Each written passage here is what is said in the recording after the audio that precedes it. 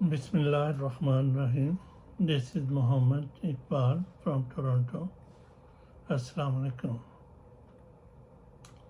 بالآخر election commission نے جو پی ٹی آئی یا سنی اتحاد کو دی جانے والی مخصوص نشستیں قومی اسمبلی کی تھیں، اس کا محفوظ کیا ہوا فیصلہ سنا دیا.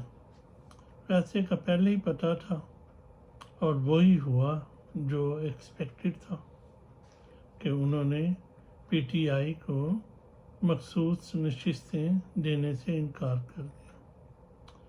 اب جو مینڈیٹ تسلیم کیا گیا پی ٹی آئی کا، وہ تو 92 کے 93 نشستیں ہیں، اور ان کے اسی تناسب سے انہیں کو 20-25 سیٹیں اور مل جاتی، لیکن وہ دینے سے انکار کر دیا گیا. نہ صرف انکار کیا گیا بلکہ جو ان کے حصے کی نشستیں ہیں وہ الاٹ کی جا رہی ہیں پیپلز پارٹی کو، نون لیگ کو. یہ فیصلہ ظاہر ہے الیکشن کمیشن کا نہیں ہے، یہ فیصلہ ہماری ملٹری اسٹیبلشمنٹ کا ہے کہ ان کا خیال ہے کہ اسی طرح ہی ہم نے چلانا ہے، کام چلانا ہے، کیونکہ انہیں کوئی قانون سازی کرنے کے لیے کوئی زیادہ نشستیں چاہیے. اس کے لیے ذرائع کے مطابق اس میں کوئی خبر بھی چل رہی ہے کہ شاید یہ جو اتحاد ہے ہمارا حکومت کا، پیپلز پارٹی کا اور نون لیگ کا، اس کو 2/3 میجارٹی دلوانے کی کوشش کی جائے گی،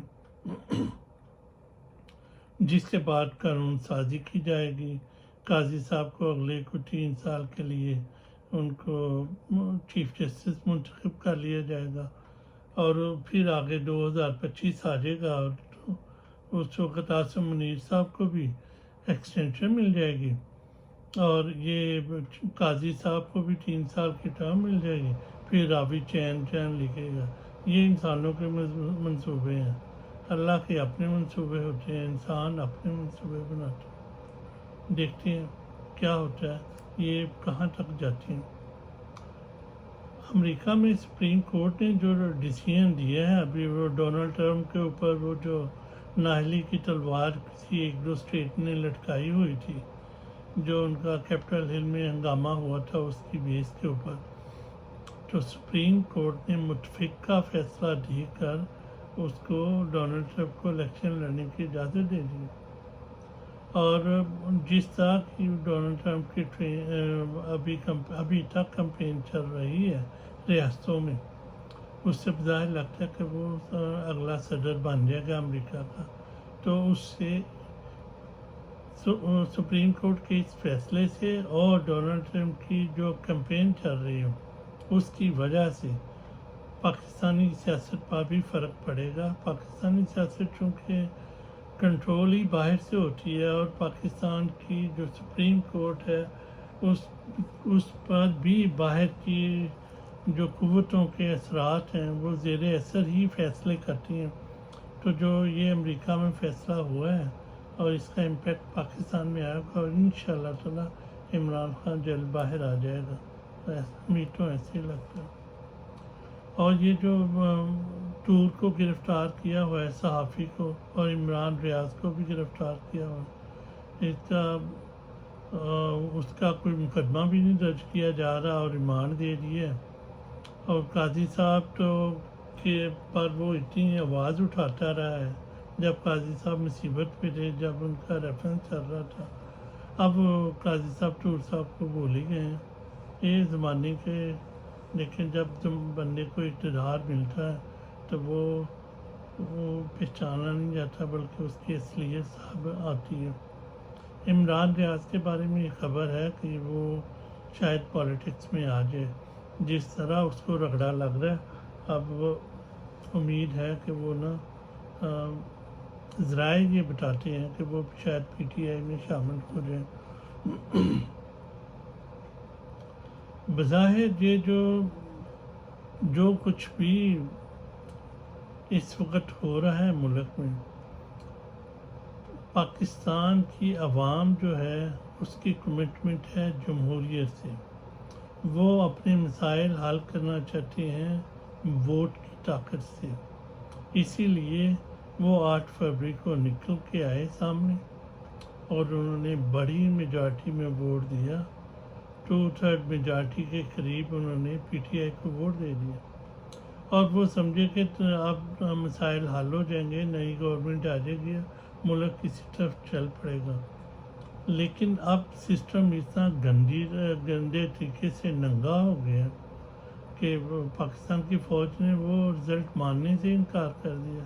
انہوں نے کہا جی کہ اب ہماری ہی مرضی چلے گی، مینڈیٹ چرا کے، اور یہ چوروں کا ٹولہ جو ہے وہ ملک پر دوبارہ مسلط کر دیا۔ تو اس سے میسج عوام کو جو جا رہا ہے وہ یہ جا رہا ہے کہ آپ کے ووٹوں کی کوئی حیثیت نہیں ہے، کوئی وقت نہیں ہے، ہوگا وہی جو ہم چاہیں گے، اور اسی کو آپ لوگ ایکسیپٹ کرو۔ یہی زور اب عمران خان کو جیل میں دیا جا رہا ہے کہ جناب یہ ریالٹی ہے، ہم نے اس سسٹم کو سیٹ کر دیا، اب آپ اس کو ایکسیپٹ کریں اور جیل سے باہر آ جائیں اور 3-4 سال تک اس سسٹم کو چلنے دو۔ لیکن عمران خان نے تو کوئی ایسا معاہدہ کرنے سے صاف انکار کر دیا۔ انہوں نے کہا کہ ہم تو اپنی جدوجہد جاری رکھیں گے، جیسے کہ وہ جب تک ان کا مینڈیٹ بحال نہیں ہو جاتا۔ ادھر شہباز شریف نے لے لیا اپنا حلف لے لیا، اس کے بعد قومی اسمبلی میں جب وہ خطاب کیا تو اس کے بعد وہ جو فوٹیج چل رہا ہے ٹویٹر کے اوپر کہ شہباز شریف کو جب سلام لیتے ہیں خواجہ آصف کے ساتھ، اور نواز شریف نے بھی خواجہ آصف کے لیے ہاتھ بڑھایا ہوا ہے، لیکن وہ اس کو اگنور کر کے پہلے شہباز شریف کو گلے ملتا ہے کہ بھی چڑھتے سورج کو سب سلام کرتے ہیں۔ لوگوں کی عروج و زوال کی داستانیں اللہ تعالیٰ کہتا ہے کہ میں نے دنیا میں پھیلائی ہوئی ہیں، لیکن ہم سمجھتے نہیں ہیں۔ اب کہاں وہ 3-4 دفعہ کا وزیر اعظم اور کہاں وہ ہاتھ بڑھا کے کھڑا ہوا ہے اس کے ساتھ ہاتھ ملانے کے لیے، لیکن خواجہ صاحب اس کو مکمل اگنور کر کے وہ شہباز شریف کے گلے مل رہے ہیں۔ تو یہ اس میں عبرت ہے اگر ہم سیکھنا چاہیں تو اس سے۔ اب جناب شاہین شہبائی صاحب نے ایک خبر دی ہے کہ وہ ایک اسحاق ڈار کی ایک آڈیو چلی ہوئی ہے مارکیٹ میں، سوشل میڈیا میں وائرل بھی ہے، جس میں وہ بڑا برا عاصم منیر کو، جو وہ عاصم منیر کے بارے میں غلط باتیں کر رہا ہے کہ اس کا نہ اس کو گالیاں پڑ رہی ہیں، یہ کر رہا ہے وہ کر رہا ہے۔ آپ جا کے سوشل میڈیا کے اوپر دیکھ سکتے ہیں، میں نے بھی اپنی ٹویٹ میں ویسے وہ لگا دی ہے۔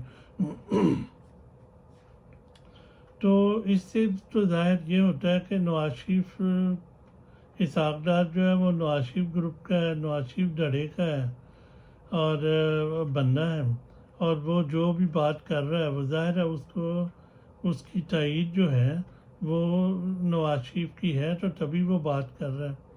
تو اس کا مطلب صاف ہے کہ نون لیگ میں جو نواز شریف ڈڑا ہے وہ عاصم منیر کے خلاف ہو گیا، اور اب پتہ چل گیا ہے نواز شریف صاحب کو کہ ان کے ساتھ ہاتھ ہو گیا، بہت بڑا ان کے ساتھ دھوکہ ہو گیا کہ انہیں بڑے بلا پھسلا کر اور بڑے خواب دکھلا کر لندن سے پاکستان لایا گیا، کیونکہ ووٹ بینک تو انہی کے نام کا تھا۔ مسلم لیگ نون میں جو بھی ووٹ پڑتا ہے وہ تو نواز شریف کے نام پہ پڑتا ہے، تو ان کو قربانی کا بکرا بنایا گیا۔